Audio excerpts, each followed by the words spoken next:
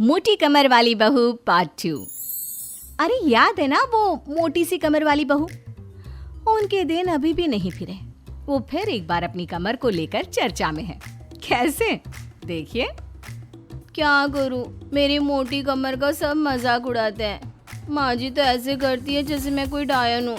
ना कहीं साथ ले जाती है, ना ही किसी से मुझे मिलवाती है। अरे मीना, तो कोशिश क्यों नहीं करती कि तेरी कमर थोड़ी पतली हो जाए? अब देख ना, मेरे ऑफिस में भी उस दिन तेरा कितना मजाक बना था, याद है ना? मीना को पति से ये उम्मीद तो बिल्कुल नहीं थी। वो सोच में पड़ जाती है कि आखिर क्या लुक से मायने रखते हैं? रिश्ते नाम की कोई चीज होती है क्या?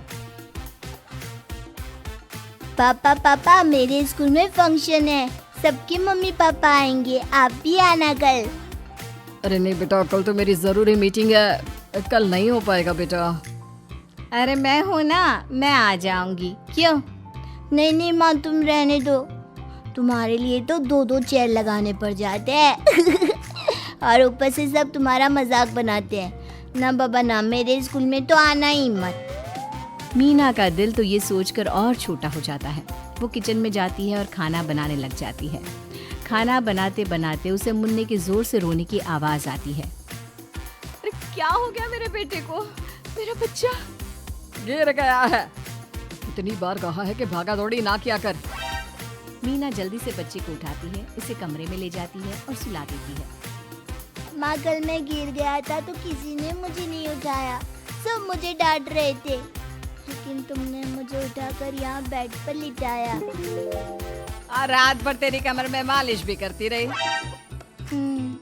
तभी तो मैं आज स्कूल के फंक्शन में जा रहा हूँ, नहीं तो कैसे जाता। अच्छा माँ, मैं जा रहा हूँ। बेटा स्कूल चला जाता है। उधर सास, बहू वो क्या है ना, आज मैंने घर में कीर्तन रखा है। तेरी कमर के कारण मैंने सबको बोल दिया है कि तू मायके गई है। तू जानती है ना कैसे तेरा मजाक बनाते हैं सभी। बहू कुछ नहीं कहती।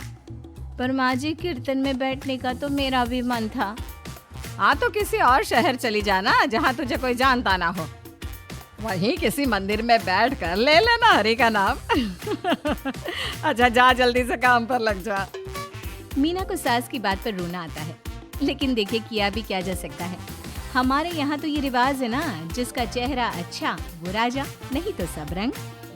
घर में औरतें आने लगती हैं, सब एक एक कर कीर्तन में बैठ जाती हैं।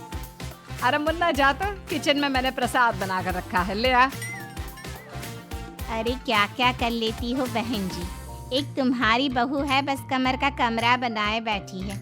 ये नहीं कि ससुराल में रहकर काम काज निपटाए, जब देखो तब मायके की हवा खाने पहुंची रहती है। तभी दूसरी कहती है, मैंने तो घर में मना कर दिया था कि कोई खाना नहीं खाना, बहन जी के घर कीर्तन है, मैं सबका खाना लेकर आऊंगी, लेकिन यहाँ तो लग रहा है कि प्रसाद के भी लाने पड़े हैं।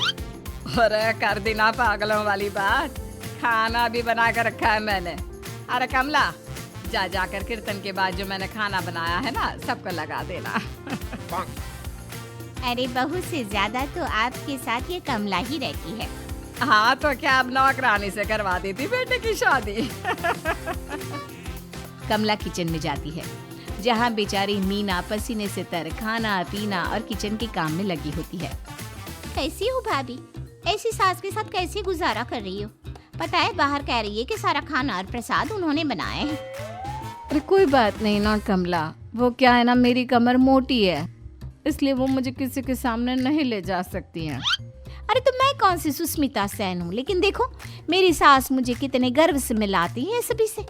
देखो मीना भाभी, आपको सबने ये बता रखा है कि आप अच्छी नहीं हो, सुंदर नहीं हो, लेकिन बात ये कि आपका चेहरा इतना प्यारा है कि क्या कहूँ। पता है भाभी, आपके चेहरे के नूर से तो सारा मोहल्ला रोशन है। मीना को बहुत दिनों के बाद किसी के प्यार के 2 बोल सुनने मिले थे। वो खुश हो जाती है और कमला से दिल से बात करने लगती है। पता है कमला, जब मैं कॉलेज में थी ना, तो एक बार मेरी तस्वीर अखबार में छपी थी। मैं फूलों की प्रदर्शनी देखने गई थी, तो वहाँ किसी ने फूल के साथ मेरी फोटो खींची थी और लिखा था फूल से भी सुंदर। लेकिन अभी भाभी आप ऐसी हो, फूल से भी सुंदर। अरे कमर मोटी है तो क्या हो गया, क्या सब में सारी खूबियाँ होती है? अपनी सास को ही देख लो, ऐसा लगता है जैसे चूल्हे में कोयला जल गया हो। भैया भी माना पतले हैं, लेकिन है तो माँ की तरह काले ही ना।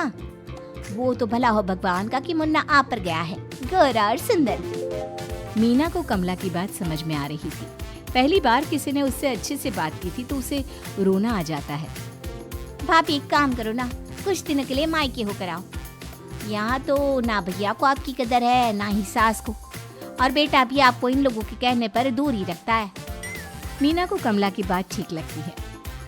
सारा कीर्तन निपट जाता है। उसके बाद अरे बहन जी मान गए, इतना सारा खाना और प्रसाद बनाने के बाद भी आपको देख के लगता नहीं कि आप एक बूंद भी थकी हो, बिल्कुल फ्रेश। बस बहन जी मैं तो हूँ ही कुछ ऐसी ही।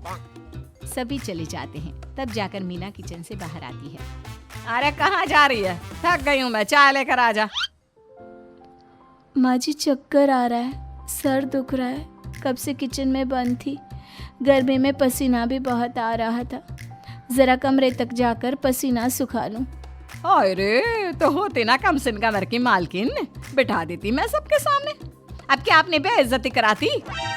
बस माँ जी मैं तंग आ गई हूँ, मैं अपने मायके जा रही हूँ।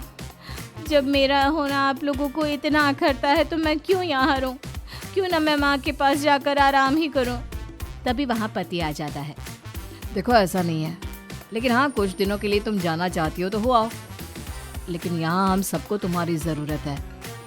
मीना पति की इजाज़त के बाद मायके जाती है, लेकिन वहाँ भी भाभी। अरे मीना दीदी आज ही आना था क्या आपको? आज तो मेरे मायके वाले आ रहे हैं।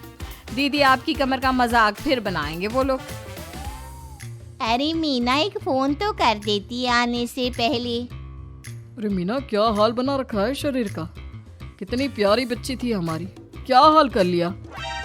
मीना को दुख होता है। वो घर के अंदर जाती है जहाँ दीदी आप तो दलिया लेंगी ना?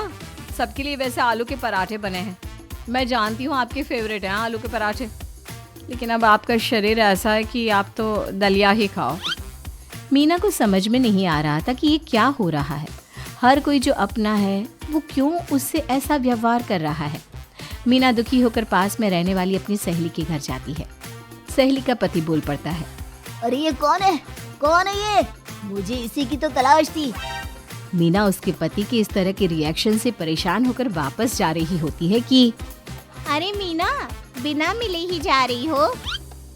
ये तुम्हारे पति है ना, ऐसे कैसे चिल्ला रहे हैं मुझे देखकर। पता नहीं क्यों जी, मेरी सहेली को देखकर क्यों चिल्ला रहे हो? अरे रीना मेरी फिल्म की हीरोइन मिल गई, यही तो है वो लड़की, प्यारी सी सुंदर सी मोटी कमर वाली। अरे हाँ, मीना तो बिल्कुल उस लड़की जैसी है जो आपकी फिल्म की कहानी है। ये क्या बोले जा रहे हो तुम लोग? मीना मेरे पति बहुत बड़ी फिल्म की डायरेक्टर है, पता है ना तुम्हें? और मैं एक बहुत बड़ी फिल्म बना रहा हूँ शाहरुख खान के साथ, मैं चाहता हूँ कि तुम उसकी हीरोइन बनो।